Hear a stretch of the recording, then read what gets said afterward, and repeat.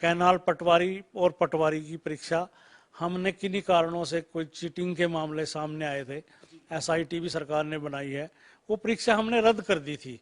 उसकी परीक्षा अब हम 11 और 12 दिसंबर को करने जा रहे हैं।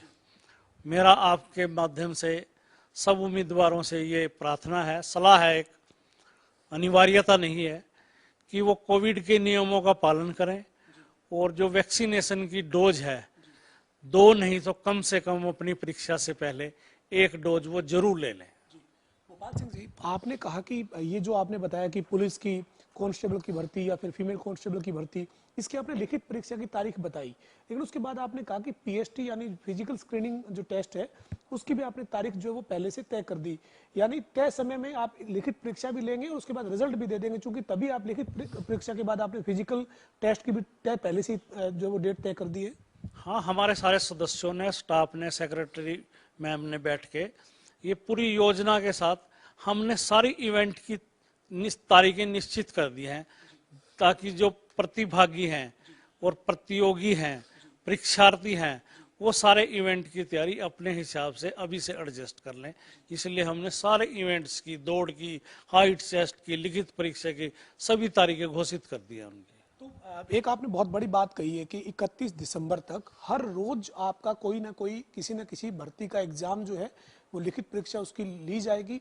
तो पहले ज्यादातर अमूमन ये होता था गोपाल सिंह जी कि रविवार को या शनिवार को या फिर कोई सरकारी अवकाश चुनना पड़ता था एग्जाम के लिए। तो वैसे में आप कोई हर रोज एग्जाम के लिए जो आपने फार्मूला तैयार किया उसके लिए क्या तैयारी की है, फिर अलग से उसके लिए क्या व्यवस्था की है? उसमें कुछ ऐसी पोस्टें हैं जिनकी एप्लीकेशनें लगभग 500 से कम हैं, और पोस्ट भी वो कम हैं, 50 पोस्टें हैं, 25 हैं, 35 हैं, इस तरह से पोस्टें भी वो 100 से कम हैं, और उसके अगेंस्ट एप्लीकेशन लगभग 500 हैं।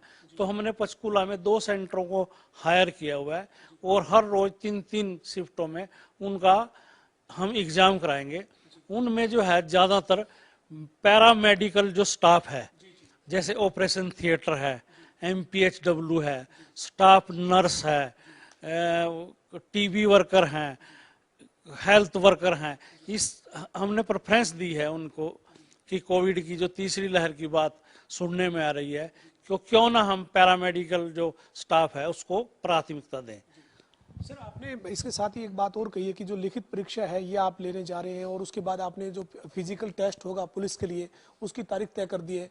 बाकी जो पटवारी है या कैनाल पटवारी है या ग्राम सचिव है या पीजीटी संस्कृत है, इनके जब आप एग्जाम लेंगे, हालांकि उनके एग्जाम में अभी समय है, अक्टूबर सितंबर तक आते आते सारे ये एग्जाम आप पूरे ले पाएंगे, इनका भी जो रिजल्ट है वो आप बहुत ज़्यादा इंतजार नहीं करना पड़ेगा अभ्यर्थियों को, चूंकि आपने कहा है कि लगभग ऐसी तैयारी की है कि पूरी भर्ती प्रक्रिया जल्द से जल्द पूरी करना सुनिश्चित करें।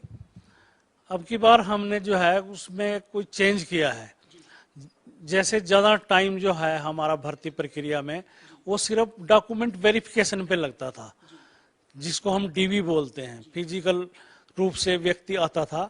अब की बार हम उसको ऑनलाइन कर रहे हैं।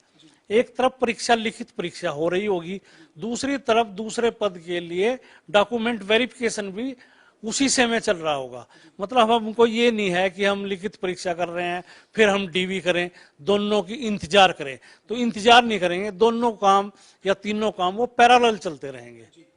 सर, साथ ही कई बार अभ्यर्थियों के लिए ये दिक्कत रहती है कि आपने जो एग्जाम का शेड्यूल बनाया है सर, उस एग्जाम में कोई बड़ी प्रतियोगी परीक्षाओं का एग्जाम होता है तो कोई शेड्यूल क्लैश ना हो रहा हो एक तरह से, वो ऐसी कोई दिक्कत तो नहीं आएगी अभ्यर्थियों के लिए? नहीं, उसमें हमने पूरी तैयारी के साथ ये किया है कि जैसे किसी पोस्ट का क्लैश हो सकता है, तो हमने क्या किया है, हमने परीक्षार्थी को एक ही सेंटर पे बुलाया है। अगर उसकी परीक्षा मॉर्निंग शिफ्ट में है तो अगर दूसरी पद के लिए भी उसने परीक्षा में बैठना है तो वो भी उसका इवनिंग में उसी सेंटर में होने वाली है लगभग। यानी आपने पटवारी का एग्जाम देने के लिए एक अभ्यर्थी को मान लीजिए करनाल बुलाया है और उसी पटवारी वाले अभ्यर्थी को अगर ग्राम सचिव का भी एग्जाम देना है तो उसी करनाल के सेंटर में इवनिंग शिफ्ट में एग्जाम दे पाए।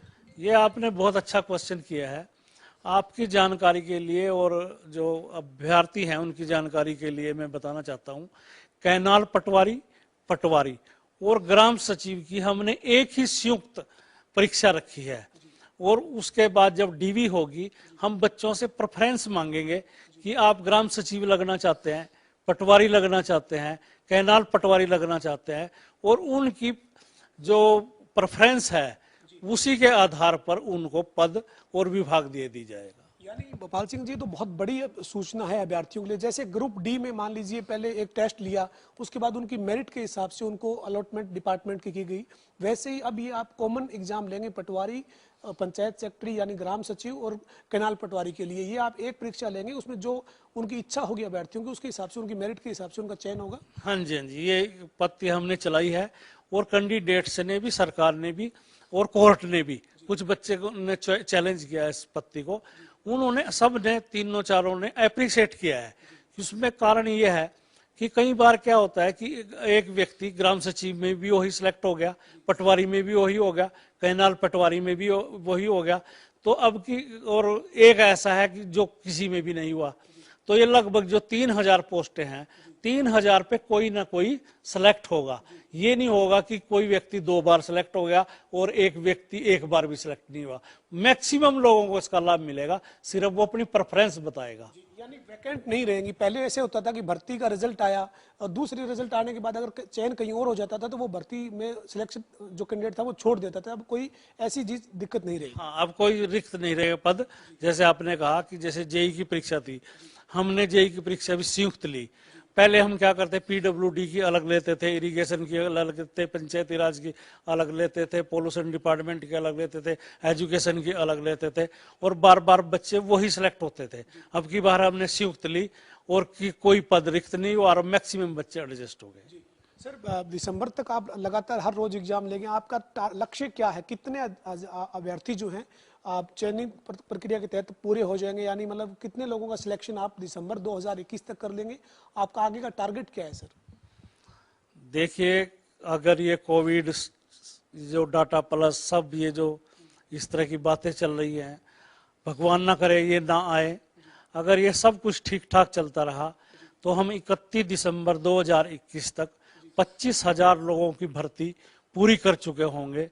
और मैं अपनी पूरी टीम के स्टाफ के बल पर ये आश्वासन देता हूं कि 31 मार्च 2022 तक लगभग हम इस संख्या को 35 से 50,000 तक पहुंचाने का पूरा प्रयास करेंगे।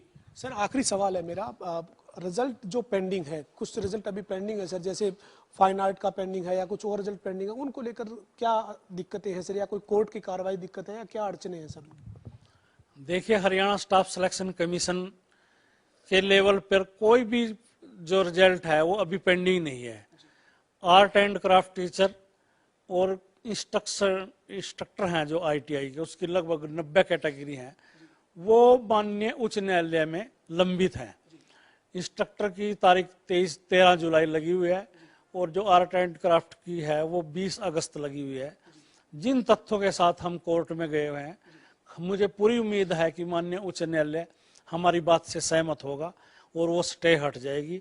और ये भी एक बहुत बड़ी संख्या में बच्चे जो इंतजार कर रहे हैं, जिनका इंटरव्यू हो चुका है, जो प्रोसेस से गुजर चुके हैं, उनको भी जल्दी नौकरी मिलने की उम्मीद है।